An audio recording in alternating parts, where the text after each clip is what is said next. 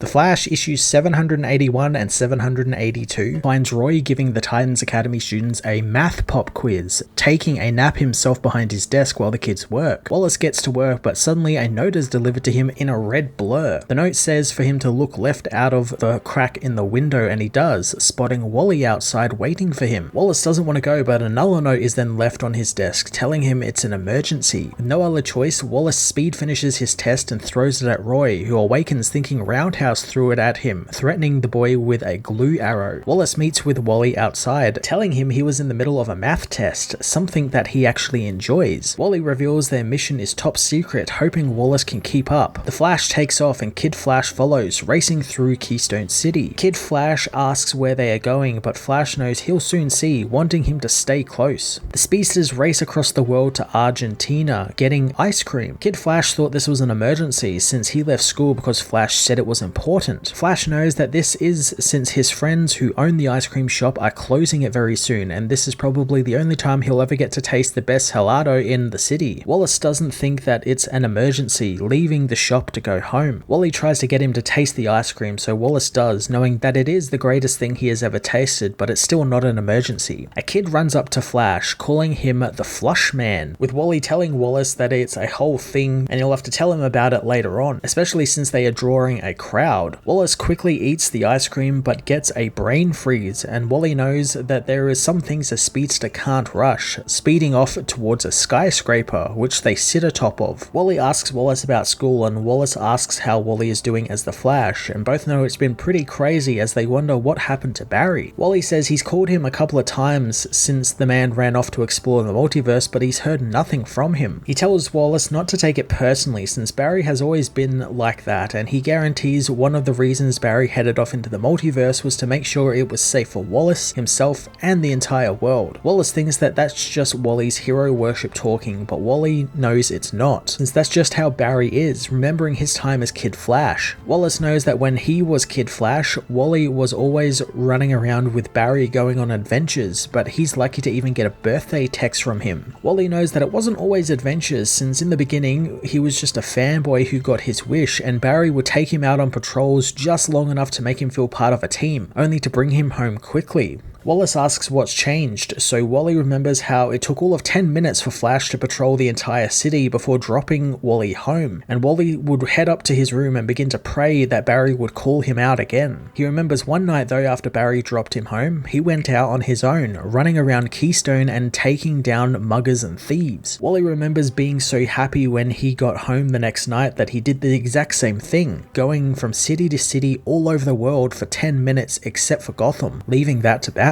He remembers how Superman would take care of Metropolis and he would take care of the entire world, calling himself a vigilante Santa Claus. He remembers seeing a volcano one night erupt in the Caribbean, rushing to help it, but it's there he ran into the Flash, who didn't berate him or get mad at him for being out past curfew, but merely asked for the boy's help. Wally knows that's when Barry figured out he couldn't do his job alone, and when Wally figured out what it meant to be a speedster. He tells Wallace that they don't wait for a signal in the sky or pick up a distress signal with super hearing. They are boots on the ground and eye level with the good and the bad of the world. He thinks God didn't give them legs to stand still, and it's their job to see where they are needed and run towards it as fast as they can, with it being all pedal and no brakes. Wally says he's asking for Wallace's help and he needs a bit of a break since he's got 2 kids with superpowers, a new job, and something is happening with Linda. He says that the world is a big place and patrolling it is a big job. He reminds Wallace that the mental health is everything as well, and it's better to ask for help before you burn out, so he needs someone he can trust to patrol his route. Wallace agrees to it, hoping this isn't going to be like that Easter where they played hide and seek and Wally never came looking for him. Wally remembers that, admiring Wallace's stubbornness to win. He wants to show Wallace his route, speeding across the world and helping many people before arriving in Scatartus, the center of the earth. Soon Wally stops, showing Wallace an under construction Hall of Doom. He remembers Robin's catchphrase from their time on the Titans, telling Wallace to to say it to Dick the next time they are training at the academy, since it will throw him off. The speedsters explore the villain's lair and Wally tells Wallace all about it, wondering who builds the villain's lairs and how whenever Wally finds one being built, he takes a few key parts here and there so when it's finished and started up for the first time, it will just explode and fall apart. Flash takes some of the key components, dumping them in the nearby swamp as he figures whomever is building these things must have money to burn, figuring the more they spend on this to fix up their lairs, the less they can use somewhere else to hurt people. Elsewhere, some criminals use a boat to escape the pursuing Coast Guard, but Flash and Kid Flash arrive, dismantling their boat and leaving them to be arrested. Wally and Wallace head to Chicago, getting some pizza. Wallace thanks Wally for the adventure, shocking Wally, who is surprised Wallace gave him a compliment. Wallace knows that he needs this and so did Wally, with Wally asking for one more favor, wondering if Wallace wants to babysit his kids sometime, but Wallace flat out declines, knowing the superpowered kids are a handful. Suddenly, the city block is blown up by Girder as he escapes the bank he just robbed. Wally knows that the villain is meant to be locked up in Iron Heights, and Wallace suggests that they put him back there as Kid Flash and Flash take off for the villain, knowing it's all pedal and no brakes.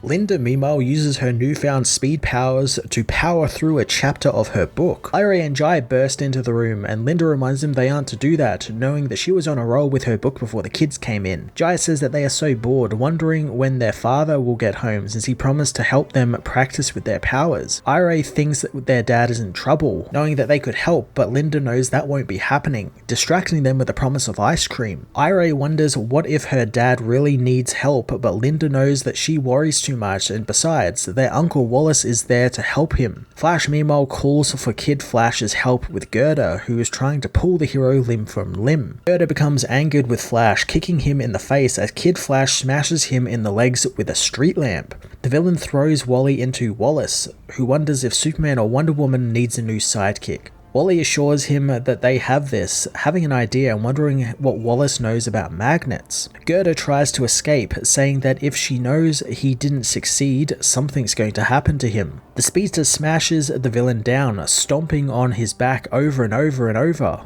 before stopping. Girder goes to attack, but suddenly all of the metal in the area begins to become magnetized to his flesh. Flash reveals that they aligned the atoms inside his iron skin, making him a giant magnet. Two cars smash the villain, crushing him as Wallace wonders how they are going to get him back to Iron Heights. Flash knows they'll just haul him back and they'll find out how he got out in the first place. Wallace wonders if Flash can outrun a magnet, coming up with a plan. Linda meanwhile takes the kids to a park where they play soccer. Ira uses her speed powers to score against Jai, who decides that if she can use her powers, he's going to use his. His super strength, however, makes him kick the ball high into the sky and over into the street, but Ira rushes into the street to grab the ball, almost hit by a car. Luckily, Linda's speed powers kick in and she saves her daughter, revealing to her kids she too has powers and they should probably talk about them. At Iron Heights, Kid Flash arrives, telling the guards that they have found Girder and they need to open up the front gate. The guards contact the warden and tell him the situation, as Wallace tells them to hurry since Flash said yes to his plan. Elsewhere, the Flash, with a piece of metal strapped to his back, runs ahead of Girder, who is magnetized to the metal and being dragged along behind Flash. Kid Flash catches up to Wally and tells him the prison is ready to go, so Flash runs Girder right into a special cell, trapping the villain again. Warden Wolf comes to see the Flashes, knowing all about them and hoping that whatever they did to Girder, it will wear off. Flash knows it should eventually, as Wally asks how Girder escaped. Wolf says that a guard forgot to engage the field barrier to his cell, so he broke out. Wally is suspicious of the warden as he sees them out, appreciating their help before returning to his busy schedule. The speedsters know that was strange, and Wally wants to continue this case since he doesn't get how a giant guy made of iron managed to get out of one of the most sophisticated prisons in the world, and the warden practically just pushed them out of the door as quick as he could. Wallace finds Wally is weird, wondering how he ever got with Linda Park, and Wally knows he wonders that every day, speeding off. Wally heads to work, told to make sure they have extra aluminium tubing for their power flow test that afternoon. Wally introduces Wallace to the scientists as Ace, the nickname he chose for the boy, but Wallace introduces himself properly, knowing his cousin ridicules him endlessly thanks to his confidence. Wally remembers how as a child, Wallace would always think he was so much better than everyone at everything, telling the scientists a story about how one day he broke a window,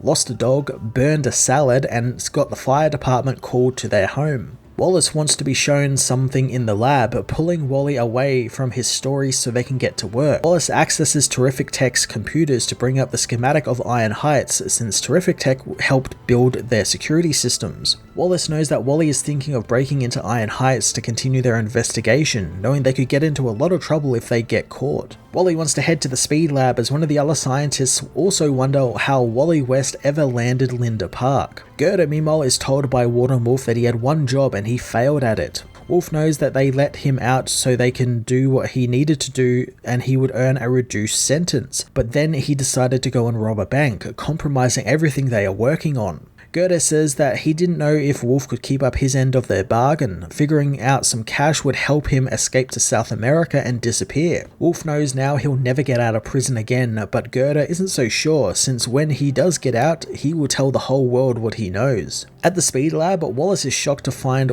what Wally has done to the lab, but Wally knows he does need to clean up a little. Wallace thinks that he needs to use the cosmic treadmill to go back in time and stop himself from becoming a pig, but Wally reveals the treadmill actually got stolen, knowing it's not really his fault. He reveals that he's been tinkering with a custom black and red Camaro, collecting all its original parts to rebuild it. Wallace knows that he could do that in 2 seconds, but Wally knows that there's no fun in that and the car deserves patience since it's his Flashmobile. Wallace thinks that name is very stupid, wondering why they are there again. Wally reveals that this is where they keep their stealth suits for sneaking around, showing them off to Wallace. Later on, the Flashes sneak into Iron Heights using the blueprints they got from Terrific Tech to bypass security. They make it to the warden's office, finding out that Wolf is planning to run for mayor of Central City. Wally thinks that might give him some clues onto what Wolf is up to, speeding out of the office as Kid Flash stops, but Wally tells him not to stop since the pressure alarms will go off. Kid Flash reveals that he found Girder's cell again and the villain has seemingly been turned into a giant ball of rusted metal. Flash doesn't know if he's dead or alive, wondering how this even happened as the security sensors go off, activating the prison's turrets that fire on the heroes. Wally hopes that Wallace can phase more than a few feet as they phase through the entire wall of the prison, getting away from the robots and the cannons. Wallace, however, can't stop shaking, so Wally grabs him, telling him to breathe and relax. Wallace does, and the speedsters race away from the prison before anyone finds them as Wolf and Blacksmith watch the speedsters leave via the cameras. The woman knows that if Flash figures out what Wolf is doing, it will be the one kink in his run for mayor. Wolf knows that he'll still win the election and he has a plan. He asks Blacksmith to go and get Leonard Snart for him, wanting to talk with the villain about something. Wally and Wallace head home, talking about the case and wondering how Wolf's run for mayor and Girder getting out of prison are connected. Wally invites Wallace in for some dinner so they can brainstorm some ideas with Linda. Going inside, Wallace meets with Ira and Jai as Wally asks if his wife is okay. Ira knows her mother has something to tell Wally as he is called by Detective Chimp, who needs his help with something regarding the Justice League and their whereabouts. Wally heads off to the Hall of Justice as Ira spills the beans on Linda having powers to Wallace.